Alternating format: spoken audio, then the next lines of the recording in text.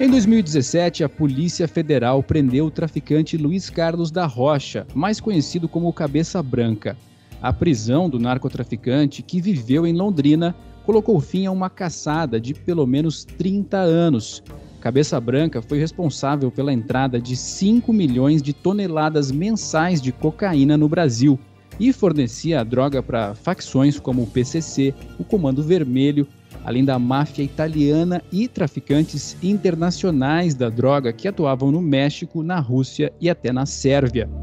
Só para se ter uma ideia dos ganhos obtidos aí com a atividade, a Justiça conseguiu o bloqueio de mais de 1 bilhão em bens de Cabeça Branca. Foram identificados 97 apartamentos e 100 veículos. Essa história começa em Londrina e é contada no livro Cabeça Branca, a caçada ao maior narcotraficante do Brasil.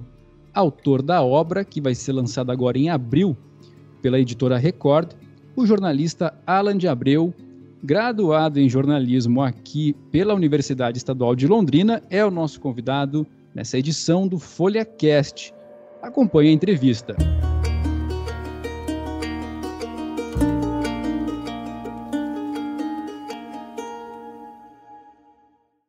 Olá, é um prazer muito grande conversar contigo. Alan, você é repórter na revista Piauí, também é autor de O Delator e Cocaína, Rota Caipira. Eu já começo essa nossa conversa te perguntando qual que é a particularidade aí da história do Cabeça Branca. Olá, Vitor, muito prazer, é uma honra, um prazer enorme falar com você e com os ouvintes de Londrina e do norte do Paraná. Guardo com muito carinho essa cidade, amo Londrina, enfim, eu esperava contar uma história talvez melhor de Londrina, não é?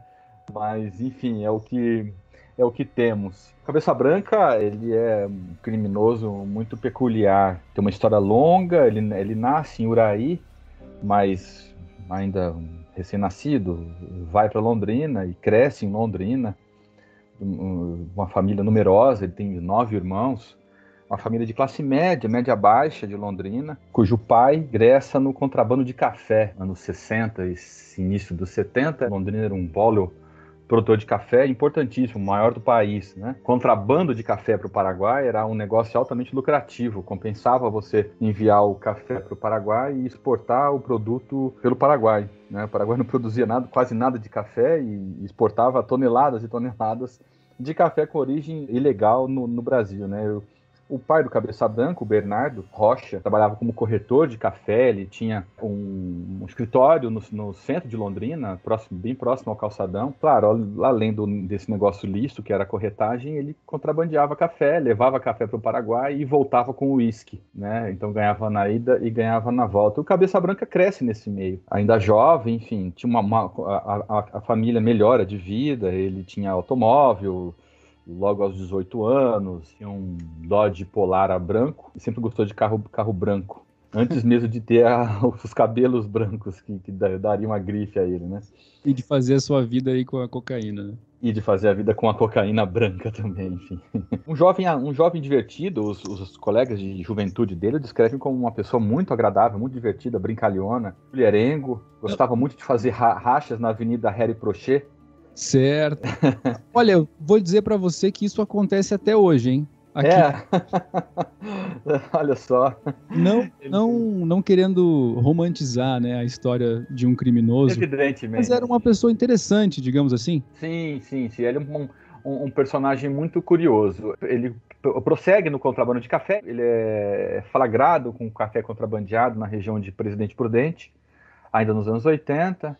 Enfim, aí o pai dele morre num acidente em Cambé, em 88, e o café entra em declínio, o contrabando do café entra em declínio, a própria produção também em Londrina, né? E ele já, enfim, ele tinha a logística, mas já não tinha o produto, né? Então, na virada dos anos 80 para os 90, ele deixa de contrabandear café e usa a logística que ele já tinha de caminhões e carros para trazer cocaína do Paraguai, da Bolívia para o Brasil, né? E aí é o começo da carreira criminosa profissional dele, né? Porque a gente, enfim, a época do contrabando é uma época quase romântica, né? Evidentemente que é um crime, mas É um crime que não tem a violência, não tem os danos do tráfico de cocaína, né? Também me ocorre de perguntar como que você teve contato com a história dele. Foi quando você ainda cursava jornalismo aqui na UEL? Não, quando eu cursava jornalismo eu não tinha conhecimento do Cabeça Branca. O Cabeça Branca ainda era um traficante já poderoso, mas é interessante porque ele sempre foi muitíssimo discreto. Não era tão conhecido. Não era muito conhecido, como ainda não é. É engraçado isso, né? Muitas pessoas não conhecem o Cabeça Branca, acho que a maioria delas, justamente pela descrição que ele sempre adotou como criminoso. Fui conhecer o Cabeça Branca há 10 anos atrás, quando eu comecei a apurar o meu livro Cocaína, a Rota Caipira. Lá, assim, ao compilar centenas e centenas de operações policiais, eu me deparei com a figura do Cabeça Branca.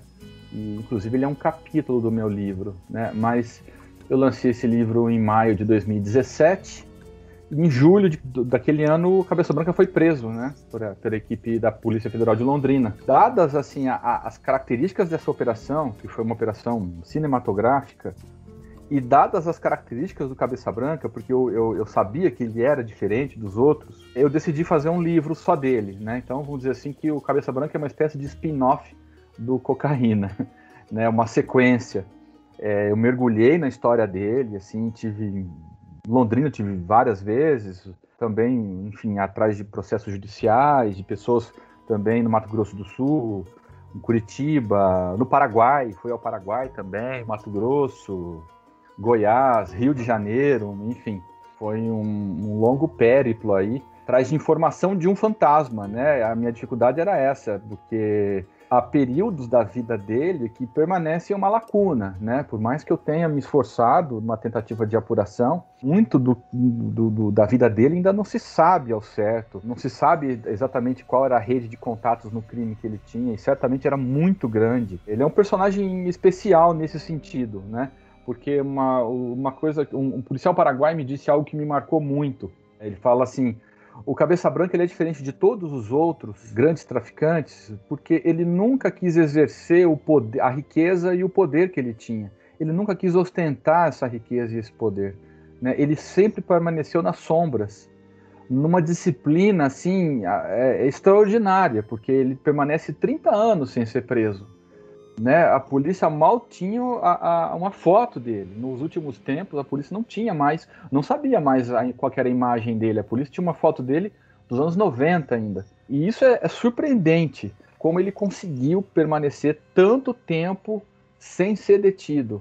É claro que, além dessa característica dele de atuar nas sombras, também teve muita corrupção policial, né? Ele subornou muito policial para permanecer fora da cadeia, né? Esse é um ponto interessante. Eu tô aqui ouvindo você falar e pensando sobre como conduzir, né, a nossa conversa sobre ele, ao mesmo tempo em que ele tem uma história muito interessante, a sua apuração, a gente tem que destacar que enquanto a gente está vivendo esse momento, né, do jornalismo bastante digital, enfim, em que as apurações acabam se debruçando em relatórios, enfim, você também o perseguiu essa história, esse personagem, de forma física mesmo, foi para todos os lugares, isso é muito legal. E, bom, você comenta sobre a corrupção policial, tem uma suspeita de que ele só não foi preso em uma pizzaria em Londrina no aniversário da sua mãe, Sim. enquanto os policiais haviam, inclusive, se infiltrado. Sim, como garçons. Por Sim. conta de alguém, enfim, né, essa influência interna que ele tinha. O que se sabe sobre a corrupção policial nesse caso concreto do Cabeça Branca? Nesse caso, foi em 2004, a polícia ela vinha seguindo, vinha radiografando toda a logística, pelo menos parte da logística do Cabeça Branca para exportar cocaína. Eles descobriram que um avião desceu com cocaína numa fazenda do Cabeça Branca em Mato Grosso. Nessa fazenda, a cocaína foi carregada em uma carreta, um caminhão, carregado com milho, se não me falha a memória, e a polícia seguiu esse caminhão, vinha seguindo esse caminhão desde Mato Grosso até o estado de São Paulo. Enquanto isso, um outro grupo de policiais seguia nesse acompanhamento do Cabeça Branca, que estava no Paraguai, mas com a ideia e o planejamento de ir a Londrina no aniversário da mãe, foi em agosto de 2004. Então, a polícia descobriu o local nessa pizzaria, se disfarçaram de garçons, estava todo o esquema para prender o Cabeça Branca assim que ele chegasse na festa.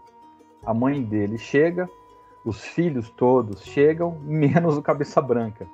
Depois, no dia seguinte, a polícia pegou numa escuta, ele ligando para a mãe, dizendo que teve um surto de febre aftosa numa fazenda dele no Paraguai. Por isso que ele não pôde ir. Agora, ficou a suspeita aí, mas nunca comprovada, de que ele teria sido avisado por alguém da própria Polícia Federal de que seria preso nessa pizzaria e por isso não foi. Então é mais uma história que nunca foi muito bem esclarecida na carreira criminosa dele, mas o fato é que ele escapou naquela oportunidade, né? E a partir daquele momento, inclusive, em que ele desaparece, a polícia não tem mais rastro dele. Depois, claro, com a Operação Spectrum, se descobriu que ele trocou de identidade, fez plásticas, né? Enfim, assumiu uma outra identidade. Você me perdoa, mas a gente não pode deixar de dizer, então, que nessa oportunidade a prisão dele acabou em pizza.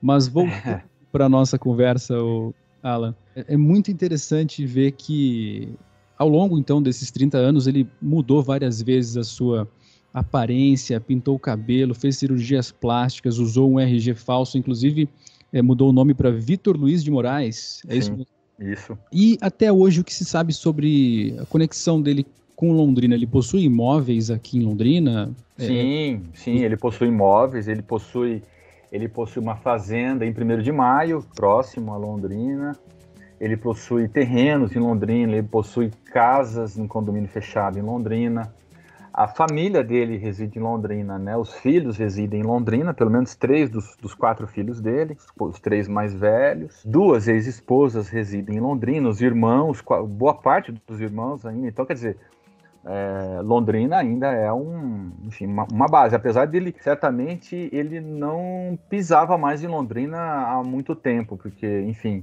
ele era muito visado aí e tinha uma rixa muito grande com a Polícia Federal. Vem de um episódio até fortuito que acontece lá em 87, depois de muito pesquisar e conseguir desencavar essa história. Um agente da Polícia Federal em Londrina, naquela época, estava investigando o Cabeça Branca por contrabando. Certo dia, calha de eles se encontrarem no mesmo bar, na Avenida Higienópolis, próximo mais ou menos à Rua Lagoas, naquela altura. Eles, enfim, levemente alcoolizados, o agente sai do bar, vai embora e o Cabeça Branca o persegue e quer conversar com ele, aí o agente se altera, não converso com vagabundo, algo parecido assim. O Cabeça Branca fala, você só fala isso de mim por causa dessa arma. Aí o policial fala, não seja por isso, tira a arma do coldre, coloca em cima de um automóvel parado lá na avenida e eles começam a brigar, assim, de socos e tal, aí em certa altura dessa briga, o Cabeça Branca consegue pegar o revólver de cima do capô e dar 3 tiros no policial, né? 3 tiros que entram na mandíbula, né? Um deles fica, inclusive, alojado na mandíbula do policial. O Cabeça Branca foge. Enfim, eu acho que aí depois o policial, ele sobrevive. Hoje ele saiu da polícia, é um advogado em Curitiba hoje, mas eu acho que aquele momento cria-se uma rixa, assim, a Polícia Federal não perdoaria fácil esse entrevero, né? É um episódio curioso que, enfim, acaba sendo esquecido ao longo do tempo, né? Bom, e o delegado Elvis Seco, né, uma pessoa bastante conhecida aqui em Londrina, hoje ocupa aí um cargo muito importante na Polícia Federal no Brasil. Sim. E quando que ele entra no caso? Bom, em 2013 ele cria uma base de inteligência em Londrina com um grupo de policiais da confiança dele. Ele havia se tornado delegado um pouco tempo antes, né? Ele já tinha uma carreira longa na polícia, mas como escrivão e agente. E aí ele se torna delegado e monta essa equipe, uma equipe muito pequena, muito coesa de policiais, uma base fora da delegacia, inclusive, fisicamente, se põe a investigar grupos criminosos que atuavam no tráfico nessa região de Londrina. Teve uma operação muito grande, a Operação Ferrari, foi a primeira delas, apreendidos muitos carros de luxo na época. Depois, uma grande operação e foi a Quijarro, também com muita apreensão de droga, por essa mesma base de inteligência de Londrina. Nessa operação Quijarro, dos principais alvos dessa operação era uma boliviana, Lídia Cayola Mosqueira, uma boliviana radicada em Corumbá. Ela fala para os policiais que ela era uma das fornecedoras de cocaína para o Cabeça Branca. Então, aí acho que dá algum estalo no Helves e ele se põe esse desafio de prender o Cabeça Branca. Até então a polícia tinha perdido qualquer pista dele, não se tinha mais informação nenhuma dele, assim, a informação que se tinha era muito ruim, de baixa qualidade. E ele se põe nessa missão, né? Ele se coloca isso para a equipe abraça, uma equipe inicialmente, se eu não me engano, de 5 agentes, que depois aumentou para 8, muito compartimentada, justamente para evitar vazamentos, porque se sabia que o Cabeça Branca tinha informante em boa parte da polícia, inclusive federal. E esse é o início da história da Operação Spectrum. Caramba, cara, muito interessante. Assim como ele possuía, né, informantes, ele também atuou logo no início para calar jornalistas, inclusive aquele que teria sido o primeiro jornalista, né, um radialista a denunciar os seus crimes, né? Como que foi essa situação? Isso foi no início dos anos 2000.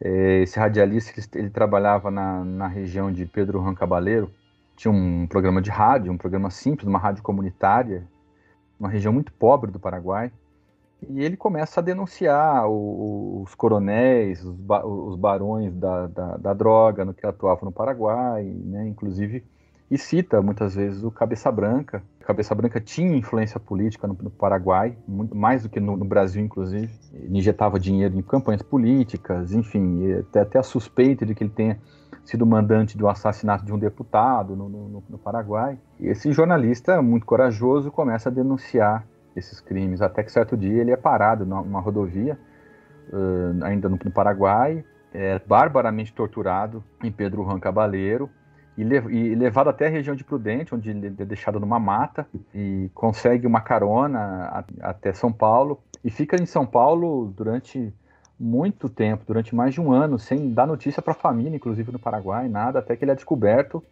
por outro jornalista paraguaio, mas tem muito medo de voltar ao Paraguai, então eles fazem uma operação, e ele e a família vão para o Uruguai, e do Uruguai vão para a Europa, onde ele mora até hoje. Ele nunca mais retornou ao Paraguai, com muito medo. Enfim, é uma vítima aí da violência do tráfico e também diretamente da violência do próprio Cabeça Branca, que era uma pessoa violenta, embora a violência dele fosse muito direcionada, né, muito focada nos interesses mais específicos dele, né, não era uma violência difusa como era, por exemplo, nos cartéis de Medellín, na época dos anos 80 na Colômbia, né, que se morria muita gente, enfim. O Cabeça Branca tem uma característica um pouco diferente, mas não deixa de ser uma pessoa violenta quando vê os seus interesses ameaçados. Bom, a gente vai dando sequência, tentando... É difícil não dar mais spoilers dessa grande série cinematográfica digna aí de uma superprodução. Mas e os dias atuais desse personagem? Ele segue preso, está com 61 anos ou não? Como que ele está? Ele tem mais de 60, já está condenado a quase 100 anos de prisão em vários processos, várias ações penais. Ele emagreceu demais, né? Ele segue no Presídio Federal de Brasília, um regime muito severo. Você conseguiu autorização para falar com ele, não? Ele não quis falar. Infelizmente, eu tentei por 2 ocasiões falar com ele, mas ele não quis. Enfim, faz parte da filosofia dele de se manter nas sombras, né? Eu acredito. E voltou a ter o cabelo branco, mas está perdendo o cabelo, assim, muito, né? Muito acentuadamente. Ele está ficando calvo, porque realmente emagreceu demais, assim. Não é nem um pouco parecido com o Cabeça Branca do momento que foi preso, né? Que tinha cabelos pretos, né? Barba. Uma visão, um aspecto muito mais jovial do que ele tem hoje, claro, por conta da severidade do sistema carcerário que ele enfrenta. Mas ele está numa cela comum, ou não? Ele possui influência na cadeia, esse tipo de situação sim. Que a gente escuta falar bastante? Olha, no sistema penitenciário federal, o sistema é muito rígido, nunca houve fuga, por exemplo, né, de nenhuma penitenciária federal brasileira. Ele fica em cela isolada, uma cela muito pequena, Ele fica o dia todo, exceto por 2 horas, que ele tem direito a banho de sol, né? E nesse banho de sol também é controlado, não é todo mundo que se reúne da cadeia, né? São pequenos grupos, e o resto do tempo ele passa isolado, numa cela isolada, assim, e um controle muito rígido de segurança. Então, assim, é claro que certamente se ele tivesse num presídio estadual, com uma segurança um pouco mais débil, o risco de fuga seria imenso, né? Porque poder financeiro ele tem, né? A Polícia Federal já descobriu o patrimônio dele de R$ 1 bilhão, mas certamente tem mais coisa que a polícia não alcançou, né? A própria polícia reconhece isso, né? Então, ele tem dinheiro ainda, né? Ele está fortemente capitalizado ainda, mesmo preso. Bom, que todo esse recurso seja convertido e utilizado na compra da vacina contra a Covid-19, então, né? Pois seria um gesto nobre, né? Exatamente. Bom, você, como jornalista, né, nas suas produções, vem se especializando, é seu terceiro livro, né, uma grande reportagem, enfim, gostaria que você falasse um pouco sobre como surgiu essa paixão por esse gênero. Olha, eu atuei no interior de São Paulo durante muito tempo. Eu fiquei 10 anos num jornal em São José do Rio Preto. E como repórter desse jornal, eu cobria muita operação policial contra o tráfico. O interior paulista é rota do tráfico, né? Toda a cocaína que sai dos países vizinhos, quase obrigatoriamente, ela passa pelo interior de São Paulo com destino a São Paulo e Rio de Janeiro, né? Que são os grandes mercados consumidores, e também os portos, né, de Santos e Rio. Em 2012, eu percebi que era possível fazer algo maior, né? Era possível radiografar essa rota, né? Fazendo um livro com vários personagens que se uniam pela geografia. Esse foi meu intuito. Foram 5 anos de pesquisa e escrita, né? Eu viajei muito, entrevistei quase 100 pessoas, policiais, enfim, inclusive traficantes também, e até, né, chegar à maturidade de escrever um livro. Foi uma experiência muito interessante, porque um livro-reportagem é uma experiência mais profunda que você pode ter dentro do jornalismo, né? Então, um livro-reportagem é um documentário, no caso do audiovisual. Então, é um desafio e tanto, né? E é um trabalho solitário, bancado por mim, enfim. Foi um trabalho de amor ao jornalismo mesmo, assim. Eu fiz porque tinha vontade, isso me entusiasma, né? Descrever o crime me entusiasma, assim. Eu acho que o crime tem personagens muito complexos e muito ricos, e que, apesar dessas características, também não devem ser glamorizados. Eu nunca glamorizo personagens, né? Tanto no Cocaína quanto no Cabeça Branca. Não tem história feliz, não tem final feliz. Costumo dizer que a cadeia é o cemitério para essas pessoas, né? E quase sempre é assim, né? Ou elas são assassinadas ou elas terminam os dias na cadeia, porque o tráfico ele contraria interesse. O dinheiro da cocaína ele é quase maldito, porque se ele traz prosperidade, ele também traz derrotas, ele é um dinheiro sujo. De certa maneira, ele impregna nas pessoas que mexem com esse ramo, e isso nunca termina bem, essas histórias nunca acabam bem, é incrível isso. Tem um destaque também que houve uma tentativa você sofreu assédio judicial em uma das suas apurações no ano de 2011, é isso mesmo? A Justiça de São Paulo, ela quebrou o seu sigilo telefônico durante uma das suas apurações para o Diário da Região. Foi nessa época? O que aconteceu nessa situação? Eu era repórter do Diário da Região em São José do Rio Preto e ocorreu uma operação contra um esquema de corrupção dentro da Delegacia do Trabalho, que é a delegacia, que é um órgão do Ministério do Trabalho em cada cidade, né? Cuida da rede regional aqui do Ministério do Trabalho em São José do Rio Preto. A operação ocorreu, foram presas as pessoas, enfim, mais de um mês depois, com a operação já deflagrada, enfim, o processo judicial tramitando, eu obtive acesso à parte do inquérito, né, com as transcrições das escutas, enfim, e aí tramitava sob sigilo. E divulguei isso, né, e por conta disso eu fui indiciado por um então procurador da República em São José do Rio Preto, Álvaro Stipe, e depois esse inquérito ele teve sequência, e posteriormente o Ministério Público solicitou a quebra do sigilo telefônico meu e de toda a redação do jornal, com o intuito de chegar à fonte.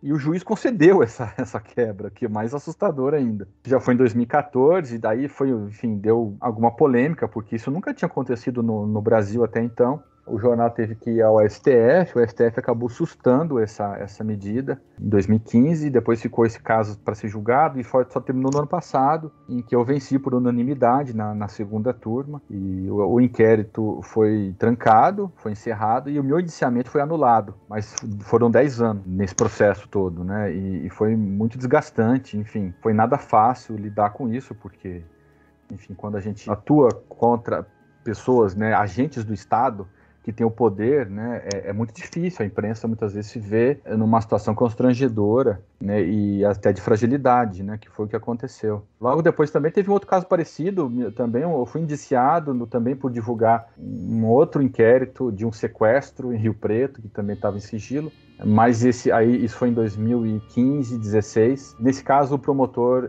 arquivou sem a denúncia. E o meu indiciamento também acabou sendo anulado. Mas, enfim, são ossos do ofício, né? É o efeito colateral de você mexer com gente, com órgãos de poder, né? Com interesses. Isso sempre vai acontecer com o jornalista, é do jogo. Eu fiz isso, não me arrependo de jeito nenhum, faria tudo de novo. E, pelo contrário, acho que foi interessante o caso até para a gente debater a questão do sigilo de fonte. Eu participei de várias palestras sobre isso, e eu acho importante essa discussão, né? Eu acho que é importante a gente debater os princípios da liberdade de expressão, do sigilo de fonte, enfim, que garante a democracia, inclusive, no país, né? Sim, e a gente tem visto com cada vez mais frequência, né, até esse crescimento da aplicação até mesmo da Lei de Segurança Nacional pelo Sim. governo. Ultimamente também, se eu não me engano agora, bispos, né, promoveram ataques coordenados a jornalistas em dezenas de varas pelo país, tornando impossível a defesa desses jornalistas. Ocorre também nos Estados Unidos. É interessante que nos Estados Unidos, a partir da eleição do Donald Trump, de alguma forma houve milionários ali que investiram no jornalismo investigativo, tentando fortalecer de alguma forma a imprensa. Você concorda que a imprensa lá acabou saindo fortalecida em comparação aqui com o Brasil? E gostaria que você fizesse uma avaliação também sobre o atual momento que o jornalismo brasileiro atravessa. Imagino que eu sou um jovem jornalista, estou começando agora, mas um dos mais difíceis para o exercício da profissão. O que você avalia sobre isso? É interessante, né? Nos Estados Unidos realmente ocorreu um engajamento do jornalismo, né? Diante daquela calamidade que foi a gestão Trump, né? E o jornalismo investigativo se fortaleceu muito nos Estados Unidos. Os jornais ganharam muita audiência nos Estados Unidos, algo que eu até li há pouco tempo, estava até refluindo um pouco da audiência agora com o Biden, porque é um governo mais normal, né? Então, acho que não gerava talvez tanto interesse do americano por notícia. Sim, sim. É interessante. Sad Joe, né? Joe triste, né? Aquela coisa mais morna. Exato. E agora, no Brasil, hoje mesmo eu estava vendo em rede social um jornalista tuitar assim que nunca foi tão importante a atividade jornalística e nunca foi tão difícil a atividade jornalística, né, como a gente tem visto hoje. Por quê? Claro que essa calamidade que a gente está vendo, né, em termos de gestão pública no Brasil, e pandemia, enfim, até alguns ensaios até golpistas, né, vamos dizer assim, o jornalismo é muito importante para trazer luz, para trazer o bastidor do poder. A gente tem que entender o que está acontecendo no Brasil hoje, porque o que a gente vive hoje é grave. Então, eu acho muito, muito importante o jornalismo investigativo, o jornalismo que acompanha o poder, é fundamental. Agora, por outro lado, também é difícil ser jornalista, por quê? A gente tem sido atacado de maneiras assim covardes, né? Muitas vezes com incentivo até do próprio poder político, né? Que está em Brasília hoje, e a crise econômica gerada pela pandemia tem sido avassaladora para o jornalismo, né? Assim, eu acho que o jornalismo impresso, especialmente, se talvez já caminhasse para o fim, acho que esse fim adiantou-se, né? Porque a circulação impressa despencou, as redações estão muito enxutas, então você fica muitas vezes com pouco braço para lidar, para tratar com muitas histórias, né? Então é muito difícil, o contexto é paradoxal, né? Precisamos de jornalismo como nunca precisamos antes e temos dificuldade de fazer jornalismo como talvez nunca tivemos antes, né? Porque a crise econômica ela é brutal, né? E claro que o jornalismo sente isso. A motivação para continuar, ela precisa estar sempre sendo renovada também, né? Para a gente encerrando a nossa conversa, como que você mantém a motivação lá em cima, a coragem, enfim, quais são os seus rituais aí? O Gabriel Garcia Marques, ele tem um texto muito bom sobre a profissão de jornalista, né? E ele fala, é claro que em outras palavras, muito melhores do que as minhas, ele diz que o jornalista tem a capacidade de se reinventar, né? A cada publicação, a publicação é um fim de um processo, né? De apuração, de escrita, e um recomeço. A gente tem a capacidade de se reciclar a cada nova história, né? E movidos pela curiosidade, pela vontade de contar uma história. Eu acho que é isso que move o jornalista, né? A vontade de que outras pessoas conheçam histórias interessantes, né? E eu acho que é uma bênção a gente ter essa capacidade de levar grandes histórias para o público, né? As pessoas conhecerem, claro que na minha área, conhecerem atividades criminosas, enfim, para não repeti-las, para que nós aprendamos com ela, para que nós melhoremos como sociedade, né, e nos tornemos cidadãos melhores, né? O Brasil é um país de muitos defeitos, né, como sociedade. A gente está vendo isso muito na pandemia, né? Então, enquanto tiver problemas no Brasil, o jornalismo é essencial. Eu acho que a gente tem que ter esse idealismo. O jornalista tem que ter ideal, né? Eu acho que isso é fundamental. Julgo isso fundamental. Eu acho que é isso que me move. Porque, claro, você sabe muito bem que o jornalismo não é uma remuneração extraordinária que nos dá, né? É uma profissão que exige muito tempo, né? Nos exige muito. Então é a paixão mesmo pela profissão, né? E pelas histórias, né? As histórias reais. Eu acho que é isso, em resumo.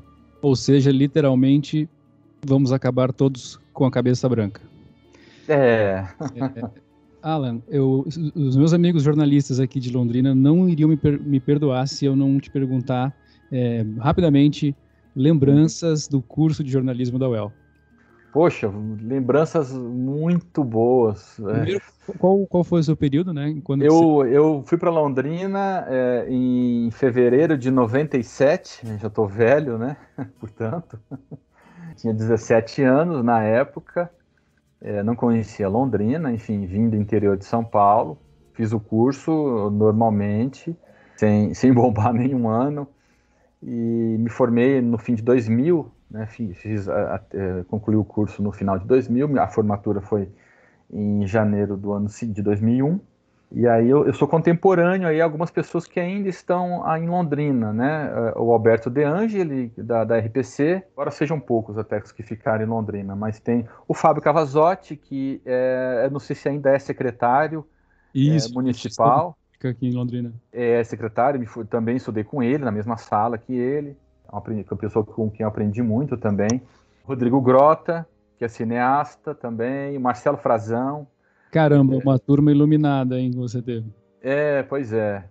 E cheguei a fazer estágio na RPC aí, no começo de 2001, mas enfim, aí depois eu voltei para o interior de São Paulo e não voltei mais a morar em Londrina, né? Londrina eu só voltei a passeio e a trabalho, mas aí já como pesquisador do livro do Cabeça Branca, né? Então guardo excelentes lembranças de Londrina, é uma cidade adorável. Eu tenho um amor muito grande pela cidade de Londrina, faz parte da minha história, da minha vida, e tenho muito, muito carinho mesmo por Londrina. E realmente, repetindo assim, eu ainda quero contar uma história melhor de Londrina, que não seja essa.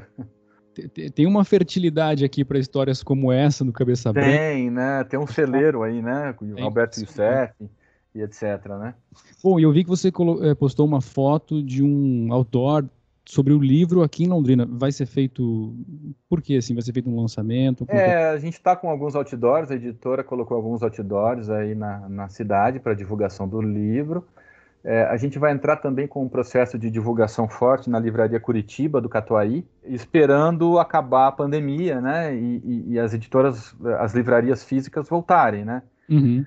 A gente tem essa expectativa de que agora, no mês de abril, volte de alguma maneira, né? Essa é a nossa expectativa e aí faremos um evento, não, acho que não presencial ainda, por conta da pandemia, mas alguma campanha com as livrarias Curitiba, que é uma rede paranaense que tem uma livraria muito grande, né, no Catuaí. Bom, então se no dia 7 de abril, dia do jornalista, você tiver interesse em presentear alguém, o livro Cabeça Branca é um excelente presente. Alan, muito obrigado por conversar conosco aqui no FolhaCast. Foi um prazer imenso e uma aula muito interessante sobre jornalismo que, assim como a gente conversou, renovou aí a minha motivação para seguir adiante. Muito obrigado. Eu que agradeço a oportunidade, foi um prazer enorme falar com você e fico à disposição para outras conversas, outros encontros, em um contexto mais normal, quem sabe, não, Vitor? Seria fantástico. Fica aí a ideia aí para um café. Muito obrigado, cara. Um abraço. Um forte abraço. Tchau, tchau. Tchau, tchau. Você acabou de ouvir o FolhaCast da Folha de Londrina. Se você quer ter acesso ao nosso conteúdo de forma gratuita, apoie o jornalismo regional assinando a Folha. Acesse www.assine.folhadelondrina.com.br. Esse podcast foi apresentado por mim, Vitor Struck. A edição de som e a coordenação do projeto é da jornalista Patrícia Maria Alves. Tchau, tchau!